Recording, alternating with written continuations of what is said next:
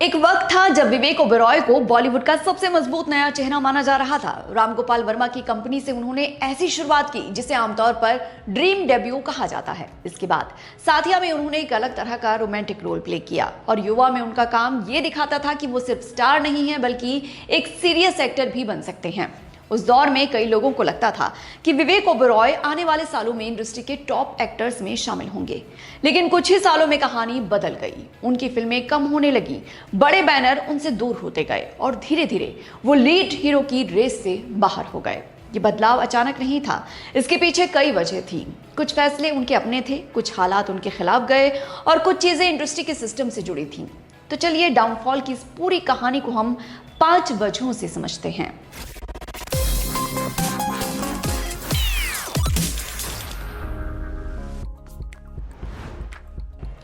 विवेक ओबेरॉय के करियर का सबसे बड़ा टर्निंग पॉइंट अप्रैल 2003 में आया, जब उन्होंने एक प्रेस कॉन्फ्रेंस की। उसमें उन्होंने दावा किया कि उन्हें सलमान खान ने धमकी भरे फोन किए थे। विवेक के मुताबिक एक ही रात में उन्हें करीब 41 कॉल्स आए जिसमें गलत भाषा इस्तेमाल हुई और उन्हें धमकियां दी गई। ये मामला उनके और ऐश्वर्या राय के रिश्ते से जुड़ा था, जो पहले सलमान के साथ रिलेशनशिप में थी। विवेक ने कहा कि उन्होंने ये कदम इसीलिए उठाया ताकि वो अपने और ऐश्वर्या के लिए स्टैंड ले सकें। ये इंसिडेंट अपने आप में बहुत बड़ा था, क्योंकि उस वक्त बॉलीवुड में कोई भी एक्टर इस तरह किसी दूसरे बड़े स्टार के खिलाफ इतना ओपनली नहीं बोलता था। इंडस्ट्री में एक अनसेड रूल होता है कि पर्सनल मामलों को पब्लिक प्लेटफॉर्म पर नहीं लाया जाता। विवेक का यह कदम उसी रूल के खिलाफ माना गया। कुछ लोगों ने कहा कि विवेक में गट्स हैं, तो वहीं कुछ ने इसे अनप्रोफेशनल और थोड़ा इमोशनल डिसीजन बताया। इस प्रेस कॉन्फ्रेंस के बाद चीजें बदलने लगी। रिपोर्ट्स के मुताबिक विवेक को कुछ फिल्मों से हटा दिया गया और कई प्रोड्यूसर्स, डायरेक्टर्स ने उनसे दूरी बनाना शुरू कर दी। खुद विवेक ने बाद में कहा कि उन्हें ओवरनाइट बायकॉट जैसा महसूस हुआ, जहां लोग उनसे मिलते तो थे लेकिन काम देने से बचते थे। कई लोगों ने प्राइवेट में सपोर्ट किया, लेकिन पब्लिक में कोई उनके साथ नहीं आया। इसका असर उनकी पर्सनल लाइफ पर भी पड़ा। इस एक फैसले ने विवेक ओबेरॉय की इमेज पूरी तरह से बदल दी। जहां पहले वो एक उभरते हुए टैलेंटेड एक्टर माने जाते थे, वहीं अब उन्हें ऐसे इंसान की तरह देखा जाने लगा जो इंडस्ट्री के नियम तोड़ सकता है। यही वजह थी कि उनका करियर अचानक स्लो हो गया।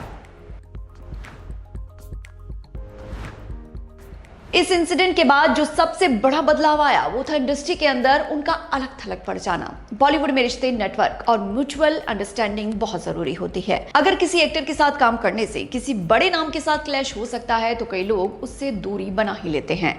विवेक ओबेरॉय ने कई बार ये कहा कि उन्हें महसूस हुआ कि उनके खिलाफ एक माहौल बना दिया गया। कुछ प्रोड्यूसर्स और डायरेक्टर्स ने उनसे सीधे कहा कि वो उनके साथ काम करना चाहते हैं, लेकिन परिस्थितियां ऐसी हैं कि वो खुलकर ये फैसला नहीं ले सकते। ये सिचुएशन किसी भी एक्टर के लिए बेहद मुश्किल होती है, क्योंकि यहाँ आपको साफ साफ मना नहीं किया जाता, लेकिन मौके भी नहीं दिए जाते।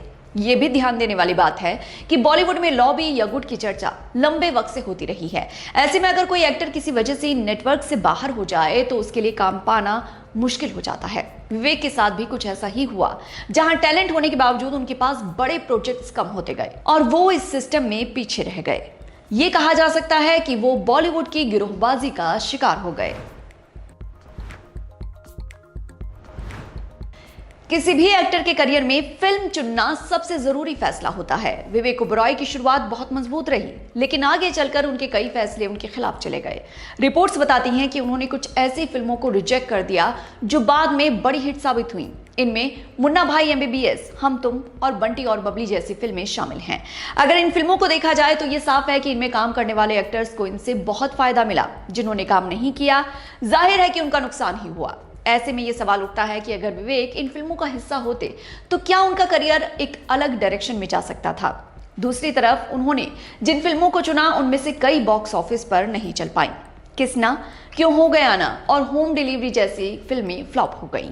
इससे उनकी स्टार वैल्यू धीरे धीरे कम होती गई। बॉलीवुड में लगातार हिट फिल्में देना बेहद जरूरी होता है।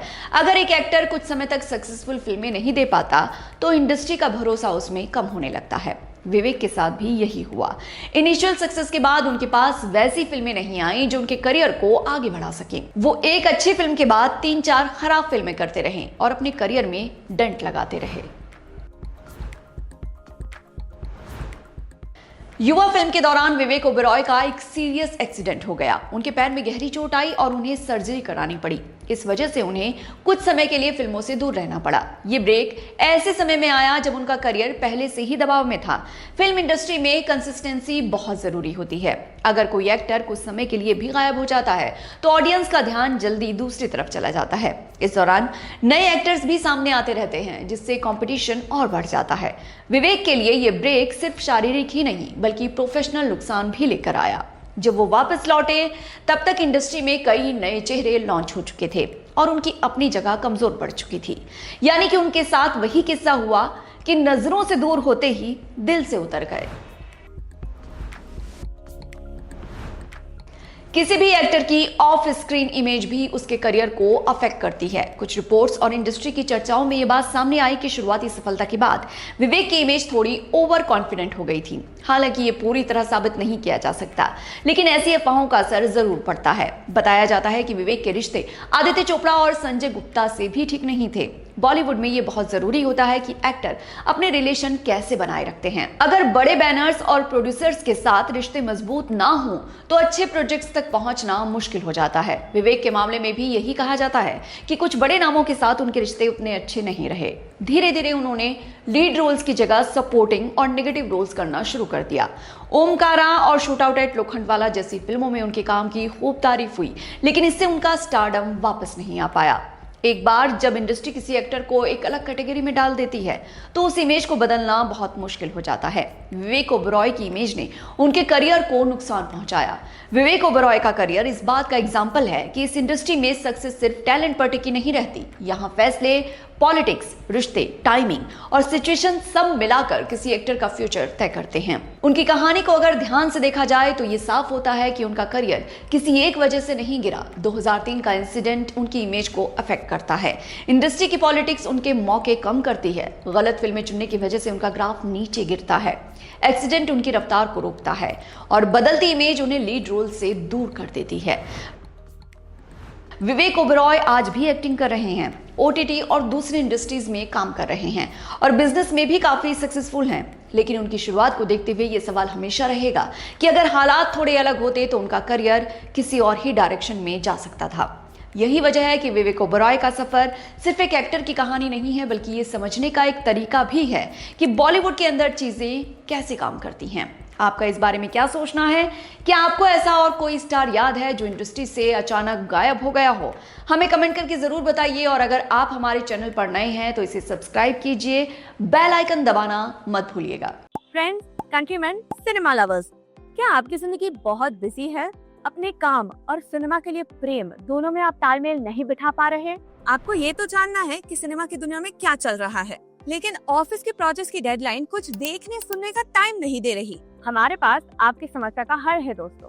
कैप्सूल, सिनेमा का कैप्सूल, छोटा पर इफेक्टिव। सिर्फ 5 मिनट निकालिए और सिनेमा की दुनिया में क्या क्या हो रहा है सब जान लीजिए जो जानने लायक है।